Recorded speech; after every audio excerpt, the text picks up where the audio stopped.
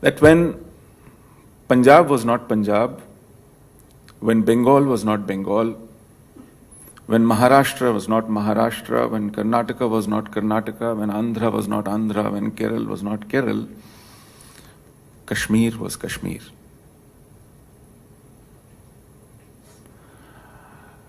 We as Kashmiri Hindus use an almanac, what in Sanskrit is called Panchang, of which 5093rd year is running. So it is that time in continuity. Every year we publish that year's almanac. In Kashmiri we call it Jantri. It is about the dates, the key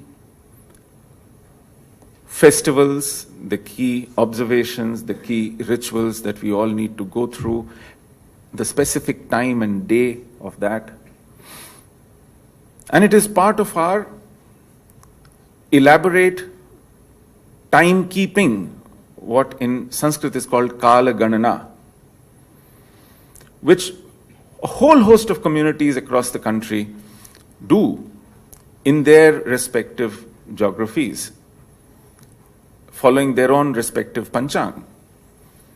Some call it Vikrami Samvat, some call it Shak Samvat, we call it Saptarishi Samvat.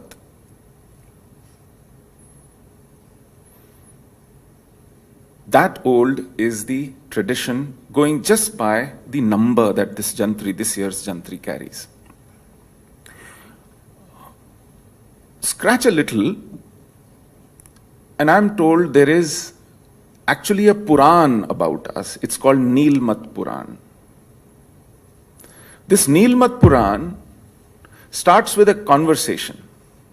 And this conversation is between Raja Janamejaya and Rishi Vaishampayan.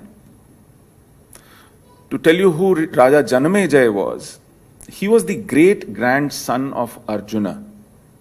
He was the grandson of Abhimanyu. He was the son of Parikshit. That is who Raja Janamejaya was. And who was Vaishampayan? Vaishampayan was the son and the foremost disciple of Veda Vyasa, who wrote Mahabharata. So Raja Janamejaya asks Rishi Vaishampayan, in Mahabharata, armies from across the country came to fight. And to fight for the truth, for the dharma as they saw it, as their kings saw it. But why didn't the army of Kashmir come to fight in Mahabharata? So those who say Kashmir was never part of Bharat should know that Kashmir figured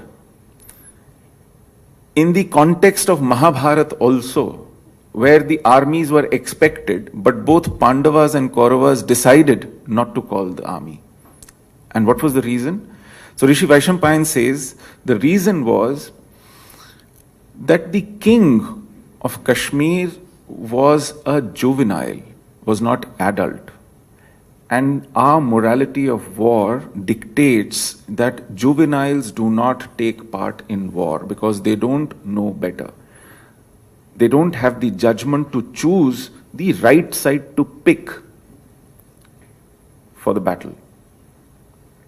You know, the tradition was in Mahabharata, both Pandavas and Kauravas had to invite, and the invited king would decide whether he would fight for Kauravas or for Pandavas.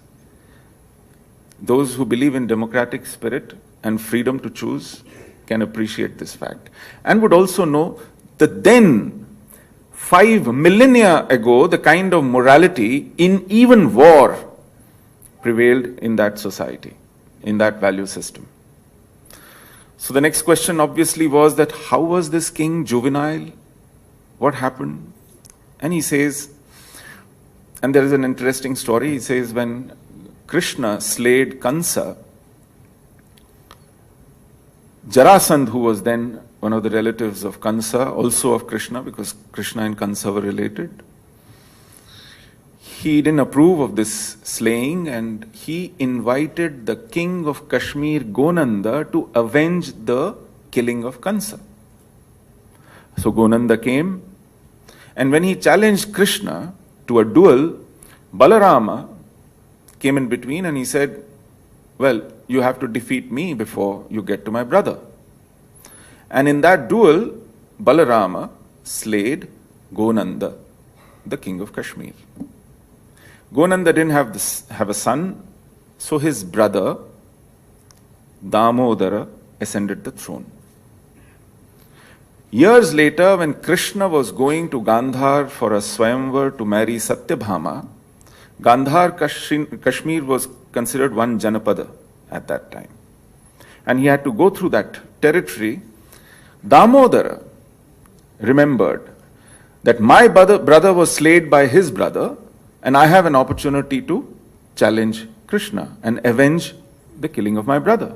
So he challenges Sri Krishna, and Sri Krishna slays Damodara in a duel. Now the entire Yadukul tells Krishna that, listen, he has also died without an heir, so why don't we merge the two kingdoms? And Krishna said, no, that is not the morality of statecraft. The kingdom belongs to the right heir. He says, but he has no heir. Krishna says, yes, he has an heir, but he is in the womb of his wife Yashomati. So what do? He goes to Kashmir and coronates Yashomati as the regent, as the queen ruler. Arguably, she was the first woman ruler king of the world. She was in Kashmir and coronated by none other than Krishna himself. So when Mahabharata happened, her son was born, her son was named Gonanda too, he was still a juvenile, and both Pandavas and Kauravas decided not to invite him to war. So that is the story of Kashmir. Kashmir, which has not undergone any distortion in name over several millennia.